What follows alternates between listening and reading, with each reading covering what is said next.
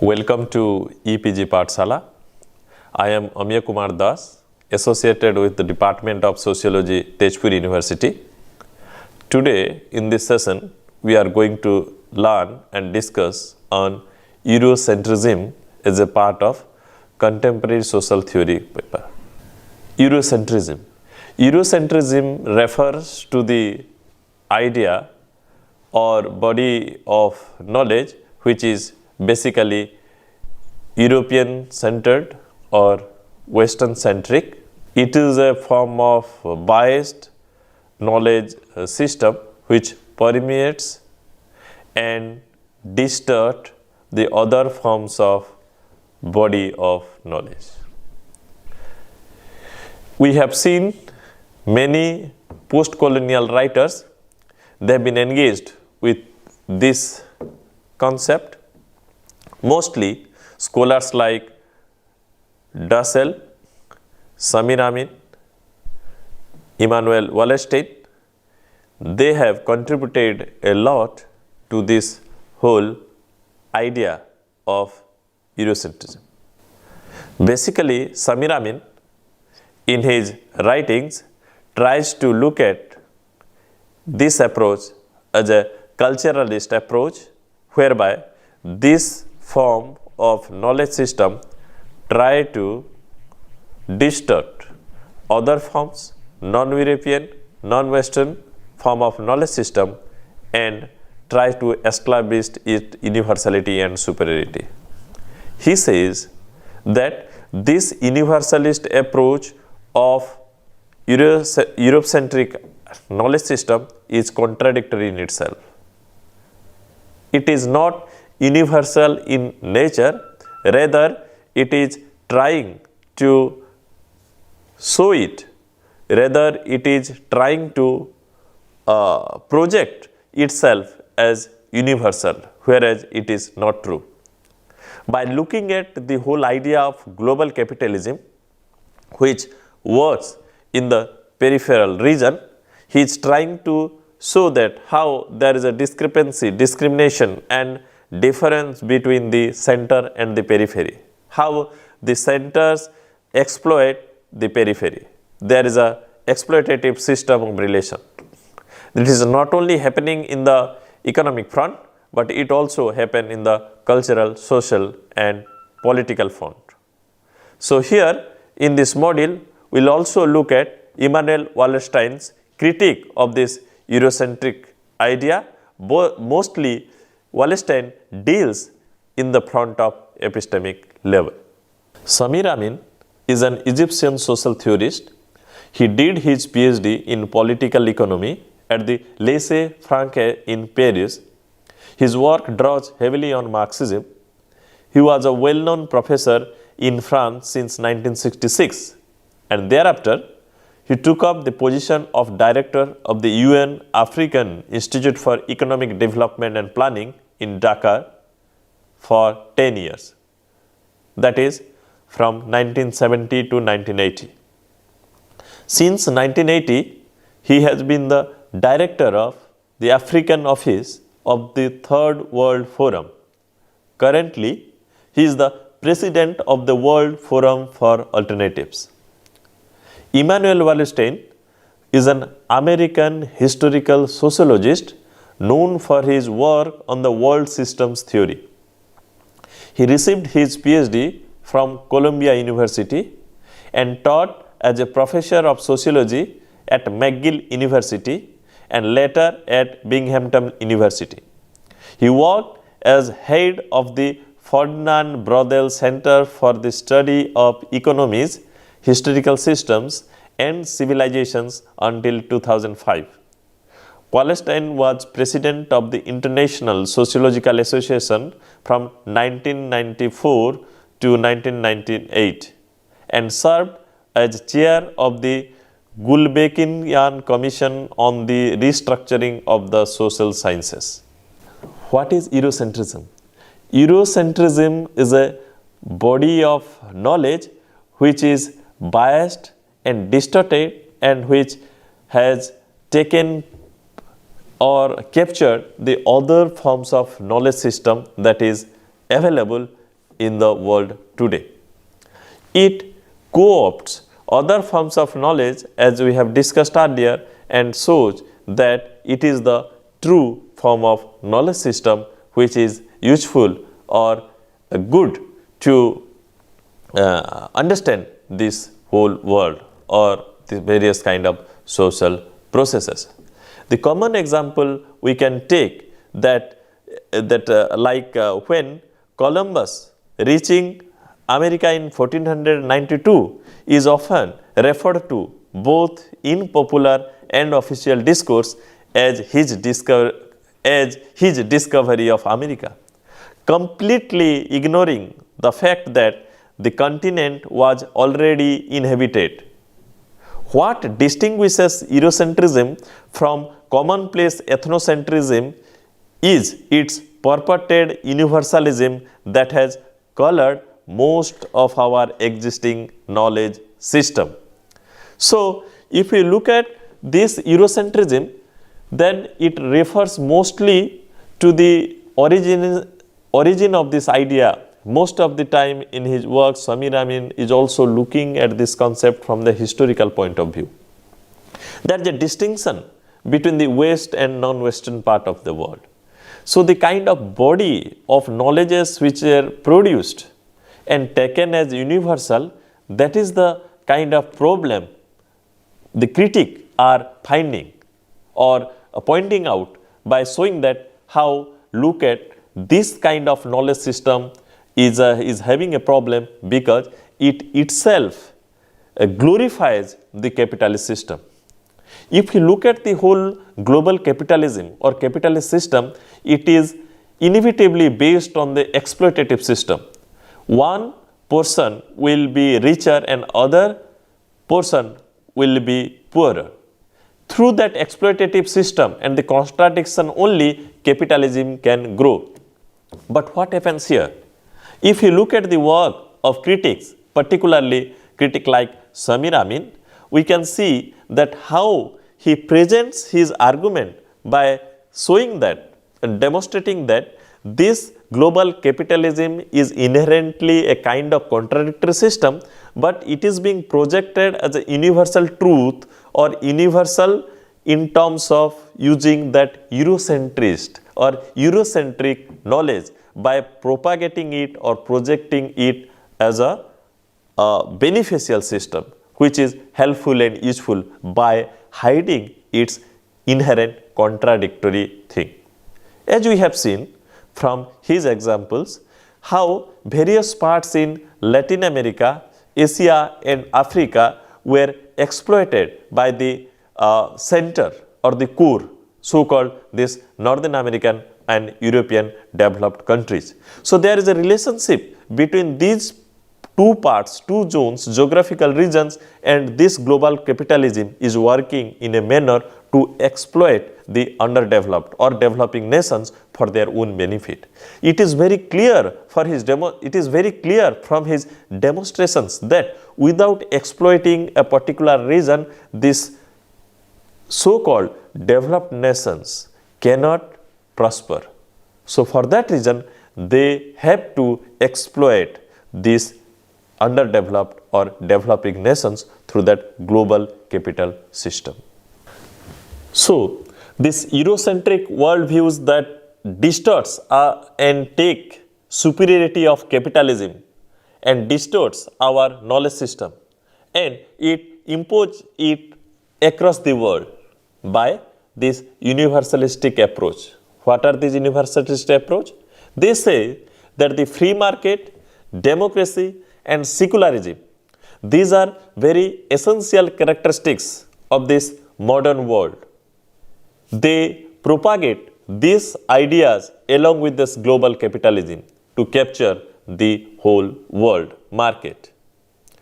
As we have discussed and seen that this global capitalism is inherently unequal and exploitative.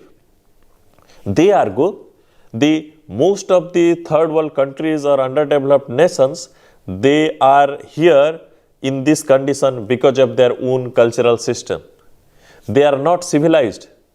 They have to achieve this kind of progress, growth and development by the looking at the developed nation.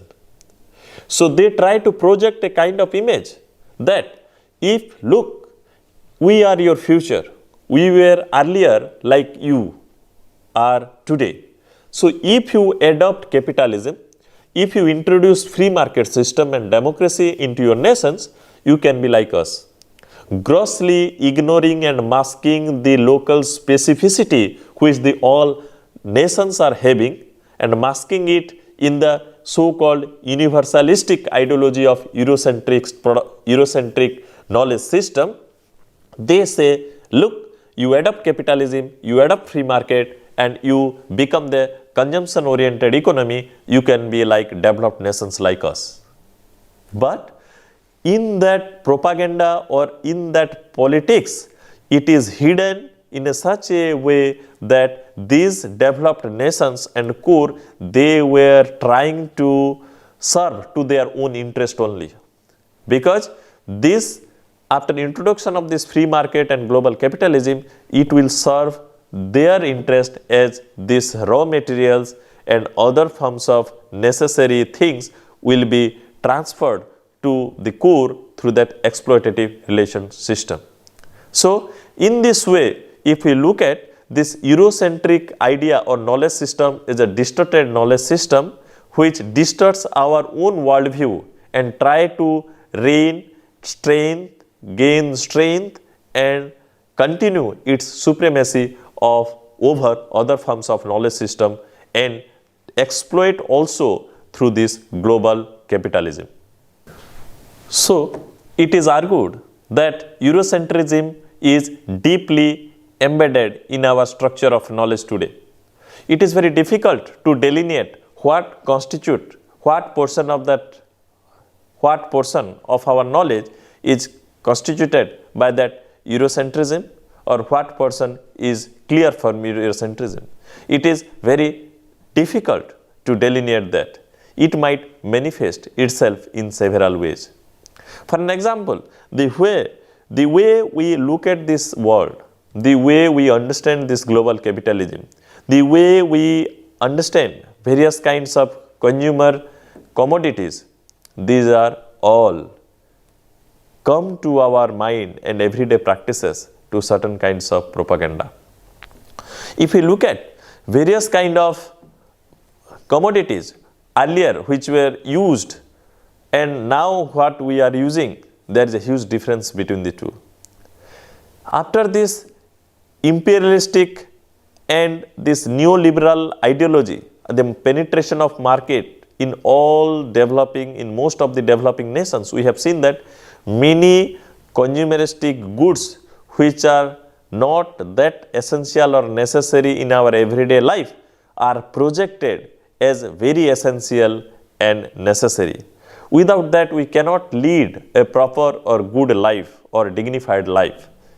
That is the way which this global capitalism working and penetrating into most of our lives in everyday practices. So it is very difficult to think and it is very difficult to differentiate between this form of knowledge system where we are influenced by this Eurocentric notion or where we are, for that matter, that is our own thinking or own form of knowledge system. So Immanuel Wallerstein is talking in various sense that when he say that the facets of this Eurocentrism, he speaks about this universalism. So in what many forms this universalism is the most important and strong aspect of this Eurocentric notions or idea and how it establishes itself in a superior position than the other. The foremost claim is that its universality. It claims itself to be as universal through its practice of knowledge. It's because of this objectivity and scientificity, it tries to establish its hegemony over other forms of knowledge system. So universalism can be seen in 2-3 kind of aspects where it is very clear that Wallerstein is talking and explaining its facets, that how it takes itself further with these kinds of claims. Alongside colonialism, another form of this universalism which is discussed by Wallerstein is Edward Said's concepts of Orientalism. How these form of description are pointed and they were given a character of universalistic representation, we can also see it from this another point of view which is termed it as that scientific universalism. If we look at this Eurocentric or the Western form of science, it is regarded as the only form of science which is based on empirical evidences. Because of this empiricism, this Eurocentric science or this European or the Western form of science, because of its empiricism and experimental method, it creates a hegemony which establishes itself as a superior form of science than other form of sciences that we have. So in this way, Wallerstein talks about this form of universalism which is termed as a scientific universalism in his approach. So in a theory of history and society of this Eurocentrism, Amin tries to link it with this history, civilizational history, to ancient Greece and Rome. How he is trying to find out how and why this notion of superiority or this Eurocentrism came into the practice. He saw these linkages to this ancient Rome and Greece, where these people, scholars from this Western world, they through a series, they tried to develop a kind of wealth and superior military power than others. This continuity again gave them power and privileges to establish their superiority in terms of culture and civilization. There were many tributary civilizations existed during that time, those who were equal in terms of, or maybe they had their own system of animal husbandry, agriculture, looking at the monsoons and so on and so forth, but later they faded away. And in the due course of time, this Western form of or the European form of knowledge system established itself as a universal form of knowledge system or universal scientific in its nature by claiming its superiority over others. So again, the concept of civilization is very closely related to the history of this Eurocentric idea. The concept of civilization is used in terms of progress and development. How this Western form of thought brought this idea of progress and development through consumption, through utilization of various kind of commodity, and tried to establish itself as a superior form of civilization from others. If we look at the history of European countries or European nations, we have seen how they were not so powerful earlier. There were other forms of cultures, other forms of civilization, they were equally or even they were better than these European counterparts. But over the period, through various kind of hegemonic idea or through various kind of exploitation, they created a kind of structure or the condition or environment where everybody felt or everybody made to believe that that civilization is superior than other forms of civilization and culture, and whereby they were made to accept or to change their own forms of culture in according to the Western form of or that Eurocentric culture. Then another concept which is called is the progress. Progress is very closely related to the whole idea or notion of Enlightenment philosophy.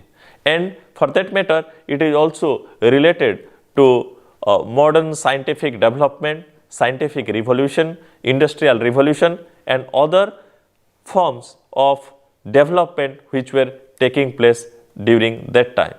So this idea of progress again attached to the form of knowledge system which were shown that it is more scientific. Through this scientific experiment, through this logic, through its rationality, through its empiricism, it says that other forms of practices are not valid because it cannot be repeated or these were not replicable. The only form of valid science is that European or so-called modern science. Thereby, it undermined that other forms of knowledge system existed during that time, and over the period by co-opting other forms of knowledge system, it established itself as a more superior and a more powerful form of knowledge system, whereby it undermined other forms of practices which were useful to the particular or specific cultures in the peripheral areas. Combating Eurocentrism. In which way we can combat Eurocentrism? So Immanuel Wallerstein speaks of various kinds of method where he criticizes that Eurocentrism, and he proposes few ideas where we can combat with this Eurocentric notion by few things. These are, he suggests that developments in Europe were not as unique as they appeared. Other societies made similar advancements and their own trajectories were interrupted by Europe's use of military force against them. And the imposition of the European manifestation of these developments. A second way of combating Eurocentrism is to suggest that developments in Europe were nothing more than developments that were occurring across the globe. Europe merely happened to come to the forefront through the exercise of its military and political power. In this line of argument, which illustrates the lack of intellectual and cultural advancement in Europe in the Middle Ages, the later developments in Europe are seen as less significant than those posited by a Eurocentric theory of history. The third way suggests that Europe's history and trajectory of development has been subject to incorrect analysis, and extrapolation have been made from this that are detrimental to both social sciences and the political world. One form of this argument is to situate Eurocentrism within the framework of global capitalism and see it as part of the ideology which obscures the contradictions of capitalism. So to conclude this module, we can say that Eurocentrism is a systematic body of knowledge which distorts the other forms of knowledge through its biases. When we place this Eurocentrism with non-European or non-Western form of knowledge system, we can see even now that how it is influenced by the Eurocentric knowledge system. Mostly the critical social theorists like Samir Amin and Immanuel Wallerstein, in their works, they have criticized the notion of Eurocentrism. We have seen that how through its scientific claims and universal approach, it tries to promote global capitalism. How it works? Eurocentrism works in various levels, and the main weapon it uses is universalism in its claim and approach. When it says that if you look at global capitalism, it hides and masks various contradictions which are emerging out of that capitalist approach and the consumption-oriented practices. In peripheral countries, this Eurocentric notion or global capitalism say all the problems are occurring because of these local cultures. At the same time, they do not show or they hide the negative effect of this consumerism culture. But they say that it is because of their local cultures. They are not like Western countries, so they are suffering. Another claim which it makes is about the progress, idea of civilization. They say if you become like that, if you want to become like West, where they say it like like this because they project and say that the Western form of life or their worldview is superior and the best in terms of democracy, secularism, consumption, freedom, liberty, and the individualism. So to be like them, they have to adopt global capitalism.